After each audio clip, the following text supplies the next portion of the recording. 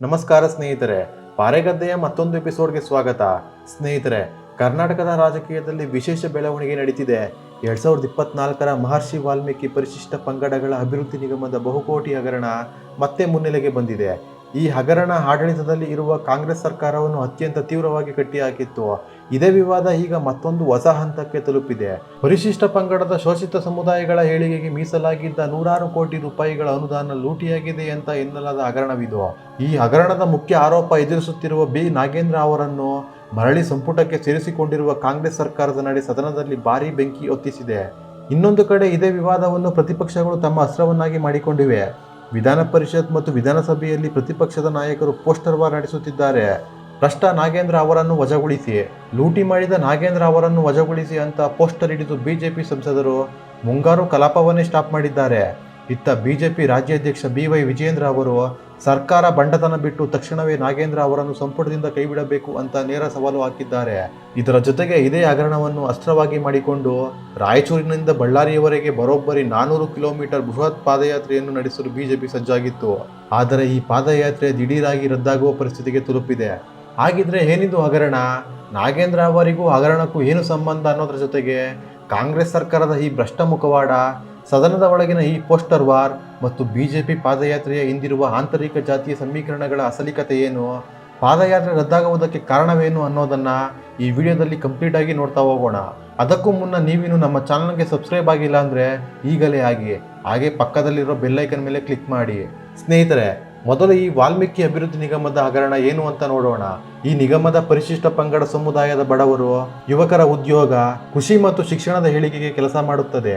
ಇದಕ್ಕಾಗಿ ಸರ್ಕಾರ ಬಜೆಟ್ ಕೊಡುತ್ತದೆ. ಇವರಿಗಾಗಿ ಕೆಲಸ ಮಾಡಬೇಕಾಗಿದ್ದ ಸರ್ಕಾರದ ಬೊಕ್ಕಸದ ಬರೋಬ್ಬರಿ 87 ಕೋಟಿಗೂ ಅಧಿಕ ಹಣವನ್ನು ನಕಲಿ ಬ್ಯಾಂಕ್ ಖಾತೆಗಳ ಮೂಲಕ ಅಕ್ರಮವಾಗಿ ವರ್ಗಾವಣೆ ಮಾಡಿಕೊಳ್ಳಲಾಗಿತ್ತು ಅಂತ ಆರೋಪಿಸಲಾಗಿತ್ತು. ನಿಗಮದ ಅಧಿಕಾರಿ ಚಂದ್ರಶೇಖರನ್ ಈ ಅಕ್ರಮದ ಬಗ್ಗೆ ಡೆತ್ ನೋಟ್ ಬರೆದಿಟ್ಟು ಆತ್ಮಹತ್ಯೆ ಮಾಡಿಕೊಂಡಿದ್ದರು.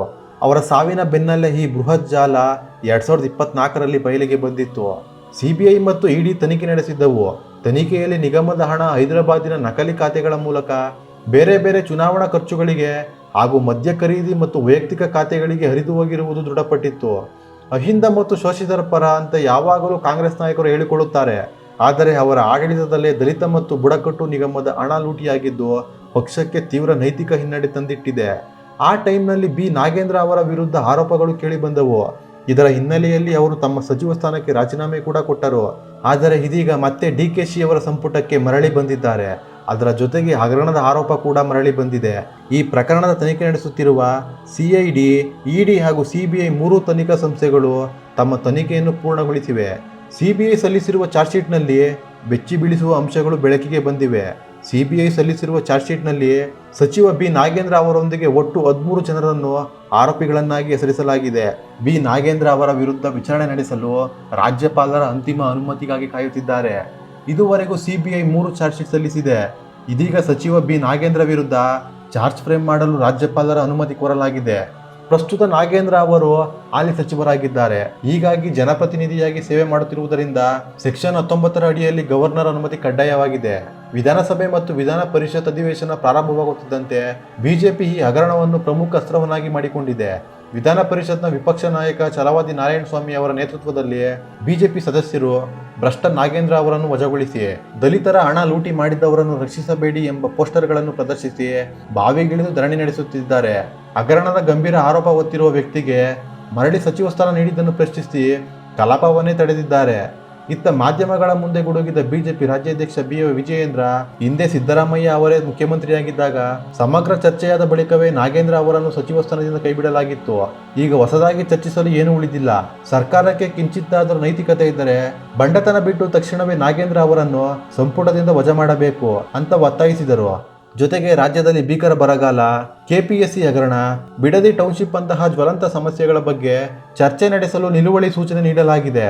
ಆದರೆ ಸರ್ಕಾರ ಕೇವಲ ಆರೋಪಿ ಸಚಿವರನ್ನು ರಕ್ಷಿಸಿಕೊಳ್ಳುವಲ್ಲಿ ಕಾಲಹರಣ ಮಾಡುತ್ತಿದೆ ಎಂದು ವಿಜಯೇಂದ್ರ ವಾಗ್ದಾಳಿ ನಡೆಸಿದರು. ಅಷ್ಟೇ ಅಲ್ಲ, ಇದರ ಜೊತೆಗೆ ಇದೇ ವಿಷಯವಾಗಿ ಪಾದಯಾತ್ರೆಯನ್ನು ಕೂಡ ನಡೆಸೋಕೆ ಸಜ್ಜಾಗಿದೆ. ಇತ್ತ ಈ ಆರೋಪಗಳಿಗೆ ಬಿ ನಾಗೇಂದ್ರ ಅವರು ಪ್ರತಿಕ್ರಿಯಿಸಿದ್ದಾರೆ.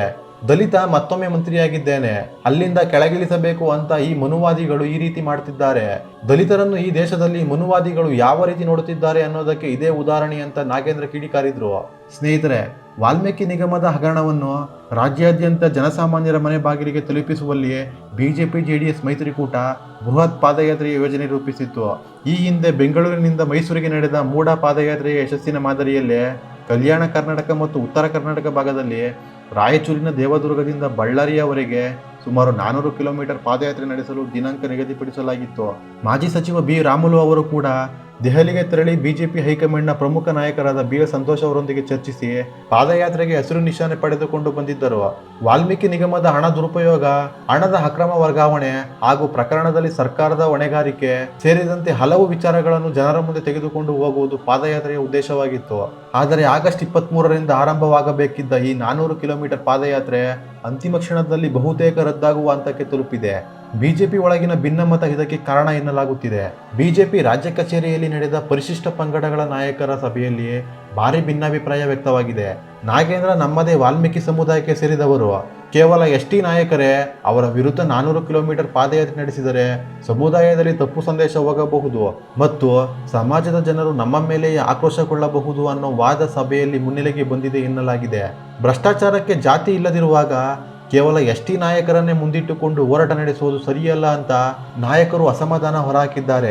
ಪಾದಯಾತ್ರೆ ಆರಂಭವಾಗಬೇಕಾಗಿದ್ದ ದೇವದುರ್ಗ ಕ್ಷೇತ್ರದ ಜೆಡಿಎಸ್ ಶಾಸಕಿ ಕೆರೆಮ್ಮ ನಾಯಕ್ ಮತ್ತು ಬಿಜೆಪಿಯ ಮಾಜಿ ಶಾಸಕ ಕೆ ಶಿವನಗೌಡ ನಾಯಕ್ ತಮ್ಮ ಕ್ಷೇತ್ರದಿಂದ ಪಾದಯಾತ್ರೆ ಆರಂಭಿಸಲು ಹಿಂದೇಟು ಹಾಕಿದರು. ಮತದಾರರಲ್ಲಿ ಅಸಮಾಧಾನ ಉಂಟಾಗಬಹುದು ಅನ್ನೋ ಕಾರಣಕ್ಕೆ ಅವರು ಪಾದಯಾತ್ರೆಗೆ ಆಸಕ್ತಿ ತೋರಲಿಲ್ಲ. ಬಳ್ಳಾರಿ ಗ್ರಾಮೀಣ ಕ್ಷೇತ್ರದಲ್ಲಿ ನಾಗೇಂದ್ರ ವಿರುದ್ಧ ಸೋಲು ಕಂಡಿದ್ದ ಶ್ರೀರಾಮುಲು ಅವರು ವೈಯಕ್ತಿಕ ಹಿತಾಸಕ್ತಿಗಾಗಿ ಈ ಪಾದಯಾತ್ರೆಗೆ ಹೆಚ್ಚು ಒತ್ತಡ ಹಾಕುತ್ತಿದ್ದಾರೆ ಅನ್ನೋ ಮಾತುಗಳು ಕೇಳಿ ಬಂದಿವೆ. ಜೊತೆಗೆ ಪಕ್ಷದ ಕೋರ್ ಕಮಿಟಿಯಲ್ಲಿ ಯಾವುದೇ ಚರ್ಚೆ ನಡೆಸದೆ ವಿಪಕ್ಷ ನಾಯಕ ಆರ್ ಅಶೋಕ್ ಸೇರಿದಂತೆ ಏಕಪಕ್ಷೀಯವಾಗಿ ಪಾದಯಾತ್ರೆಗಳನ್ನು ಘೋಷಿಸಲಾಗಿದೆ ಅನ್ನೋ ಗಂಭೀರ ಚರ್ಚೆ ಕೂಡ ನಡೆದಿದೆ. ಈ ಎಲ್ಲ ಆಂತರಿಕ ಕಾರಣಗಳಿಂದ ಬಿಜೆಪಿ ಪಾದಯಾತ್ರೆ ರದ್ದಾಗುವ ಎಲ್ಲ ಸಾಧ್ಯತೆ ಎದ್ದು ಕಾಣುತ್ತಿದೆ. ಸ್ನೇಹಿತರೆ, ಕೊನೆಯಲ್ಲಿ ಹೇಳಬೇಕೆಂದ್ರೆ ವಾಲ್ಮೀಕಿ ಅಭಿವೃದ್ಧಿ ನಿಗಮದ 106 ಕೋಟಿ ರೂಪಾಯಿ ಹಗರಣ ಮತ್ತು ಆರೋಪ ಎದುರಿಸುತ್ತಿರುವ ಸಚಿವರನ್ನು ಕಾಂಗ್ರೆಸ್ ಸರ್ಕಾರದ ನಡೆ ಆಡಳಿತ ವೈಫಲ್ಯಕ್ಕೆ ಹಿಡಿದ ಕನ್ನಡಿಯಾಗಿದೆ. ಆದರೆ ಇಂತಹ ಬೃಹತ್ ಭ್ರಷ್ಟಾಚಾರದ ಅಸ್ತ್ರ ಕೈಯಲ್ಲಿದ್ದರೂ ಅದನ್ನು ಬಿಜೆಪಿ ಸರಿಯಾಗಿ ಬಳಸಿಕೊಳ್ಳುತ್ತಿಲ್ಲ. ತನ್ನದೇ ಆಂತರಿಕ ಜಾತಿಯ ಸಮೀಕರಣಗಳು ಮತ್ತು ಗೊಂದಲಗಳಿಂದ ಪಾದಯಾತ್ರೆಯನ್ನು ಕೈಬಿಡೋಕೆ ಮುಂದಾಗಿದೆ. ಬಿಜೆಪಿಯ ಈ ನಡೆ ವಿರೋಧ ಪಕ್ಷದ ಅಸಹಾಯಕತೆಯನ್ನು ಎತ್ತಿ ತೋರಿಸುತ್ತಿದೆ. ಇದರಲ್ಲಿ ಯಾರು ಸರಿ ಮತ್ತು ಯಾರು ತಪ್ಪು ಅನ್ನೋದನ್ನು ನೀವೇ ಕಮೆಂಟ್ ಮಾಡಿ ತಿಳಿಸಿ.